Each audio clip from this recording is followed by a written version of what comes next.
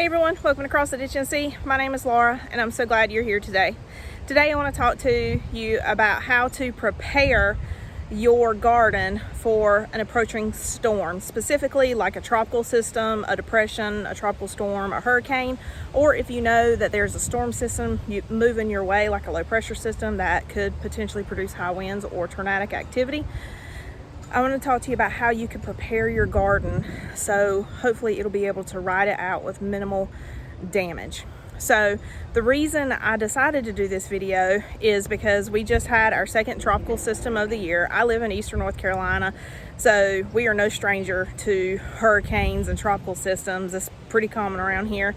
But several of the garden groups I'm in on social media, there were a lot of people that were new to the East Coast, or they were first-time gardeners, and they were asking, what do I do? What do I do to prevent damage in my garden due to a tropical system coming in? So I wanted to share some of the things that I do that reduces the damage and the loss in my garden. I want to share that with you today.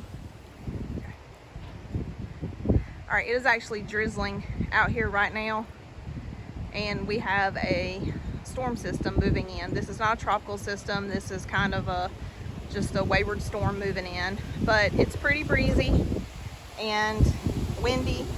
So I said, let me go outside and go ahead and film this video, because we did have that tropical system that moved in yesterday, and I had a little bit of damage, nothing too serious, but I had some damage, and I need to get things patched back up because I did not really storm prep. I didn't have time to.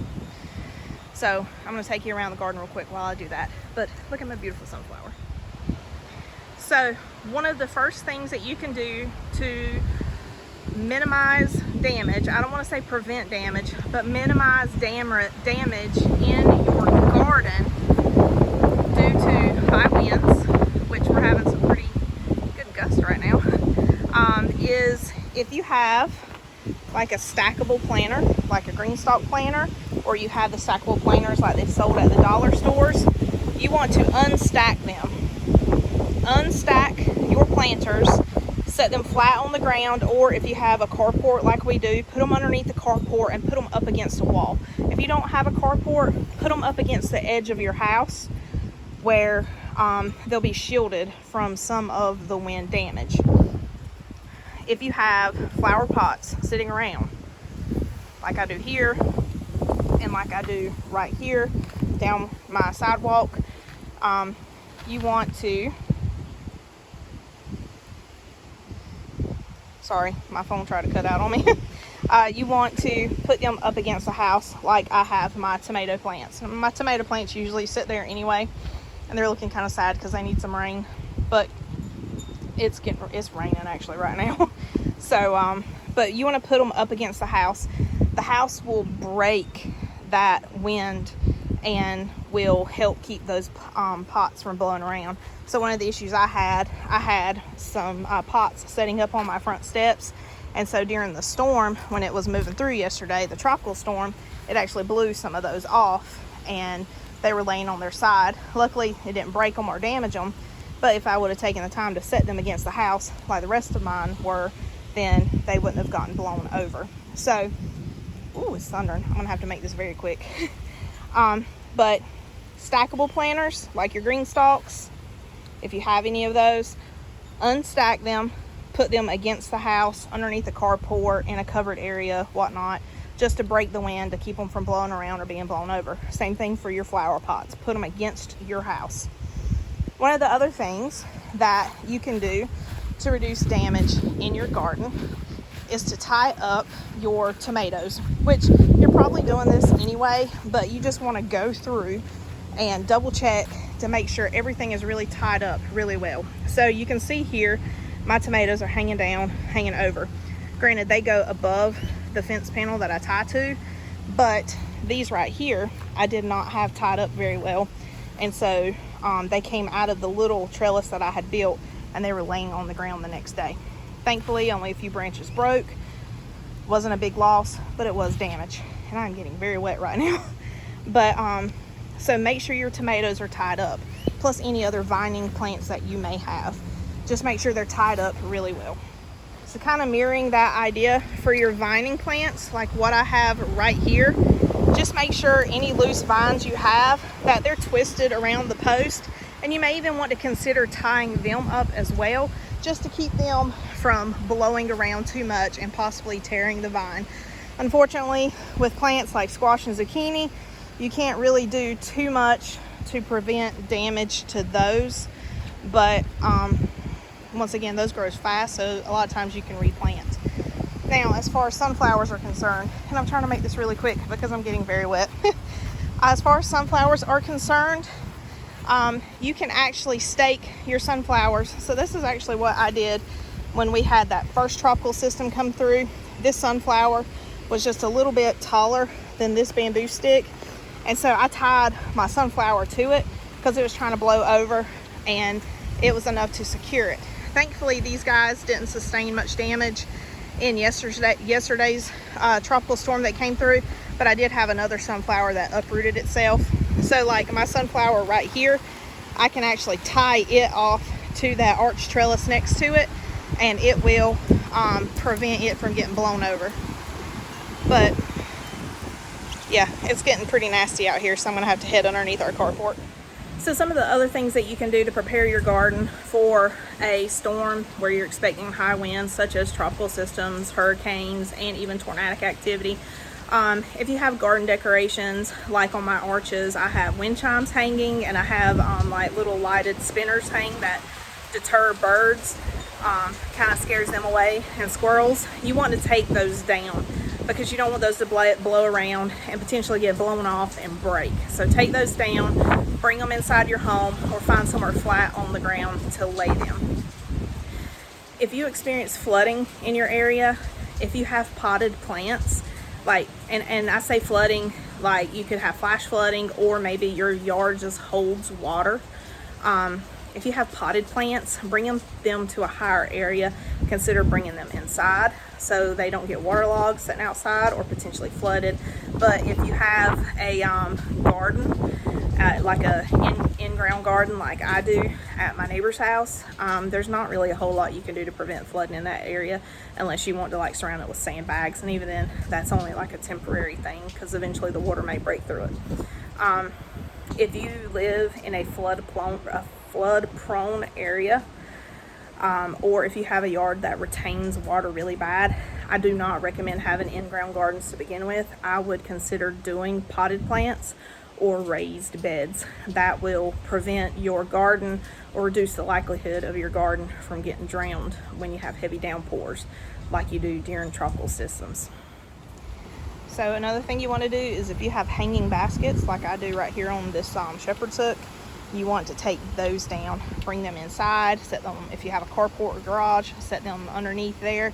And if you don't, put them up against your house. That way they won't get blown around, they won't get blown off, and hopefully not damaged. Remember, if you are putting potted plants and items up against your house, be mindful of the overhang of your home, because when it rains, you can usually tell, if you don't have gutters, kind of where the rain hits, because there'll be like a little trough in the grass or in the dirt or in the mulch or whatever you have up against your house.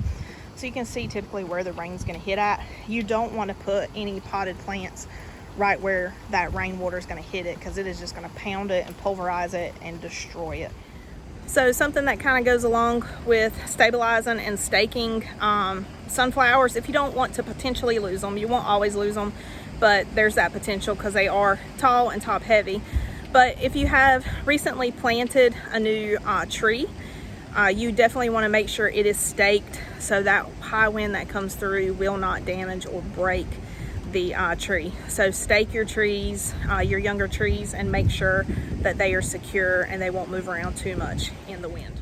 I made a run for it. My goofy self did a huge no-no, and even though the rain had started slacking off a little bit, it was still thundering, and I said, oh, it's okay, I'll go stand in my garden. And then the really bright flash of lightning came through and my bet went running. So yeah, if a storm's coming up, definitely don't be outside. That's a huge no-no. Don't do that. Okay, so those are just a few of the things that you can do to prepare your garden for an upcoming windstorm, whether it be a weather system that's moving through that meteorologists are predicting that could potentially like produce high winds or tornadic activity, but also if you're expecting like a tropical depression, a tropical storm, or a hurricane to come through. Obviously, if winds get really high, there's really nothing you can do more to prepare your garden. There's no like one answer to fix everything and prevent all damage. You're gonna have some damage. But if you take these steps, hopefully it will reduce the damage that you have in your garden. So anything hanging up, take it down, whether it's decorations or plants. If you have potted plants, put them up against a house, bring them into the garage, the carport, bring them into your home. That way they don't get blown away or blown around. If you have stackable planters, unstack them and set them on a level ground, preferably up against your house. Once again, underneath the carport, the garage, or bring them inside so they don't get blown over or blown away. Stake your tomatoes. Make sure your vines are secured up on the trellises. Make sure any trellises that you have in the ground are secure. And make sure you stake your trees so they don't blow around too much. Your new trees, your younger trees that haven't had the chance to really like establish a good root system. Make sure you do all those things and you will reduce the damage in your garden. And the number one thing that I do whenever I am working to prepare my garden for an upcoming storm, particularly a tropical storm or hurricane, you can hear the thunder in the background. The number one thing I do is I pray over it. I pray that the Lord will protect my home, my family, and my garden, and my community from any type of damage or loss. So pray over your garden as well. So this may not be, the rain's really picking up now. This may not be necessarily in preparing your garden for the upcoming storm, but preparing your family, that's also very important. Preparing your family, your pets, if you have livestock. Make sure you have enough food and water for everyone to last a few days, because depending upon, you know, how strong the system is and how much damage there is, it may be a little bit before emergency services can kind of make it to you, or you can even get out to get to sources that can provide that food and water for you and your family. So make sure you have enough food and water for you and your pets and your livestock. Sorry, my husband was moving the smoker. But also make sure you have enough medication, you have non-perishables, and just make sure you have enough batteries, things of that nature. Make sure you just have that emergency readiness kit available, as well as a weather radio so you can get weather alerts for your area. I know in North Carolina we have the Ready NC website that you can go on to wherever you live. Your local emergency management or your state emergency management will have a website. They'll also be sharing it on your local media outlets, ways that you can prepare you and your family for an approaching storm system. Don't wait until the storm system's on the way. Go ahead and do it early in the season, and always be ready, because you never know when a natural or man-made disaster may strike. You want to always have that emergency preparedness kit ready for you and your family. So go on to, that was bright lightning. Go on to your state emergency management website and look up storm preparedness tips and get the checklist so you can make sure that you and your family and any pets or livestock you may have, make sure that you're all ready and prepared for the storm even before a storm is on the way. Well, thank you so much for joining me today. I hope this helps you in preparing your garden for an upcoming storm or tropical system. I pray that your garden makes it through with little to no damage. Thank you for watching. If you like what you saw, please hit that subscribe button. And if you and your family are getting ready to face a tropical system or storm system, I pray that each and every one of you make it out safely. Thank you so much for joining me today. Hope you have a blessed day. Please come back to see me again.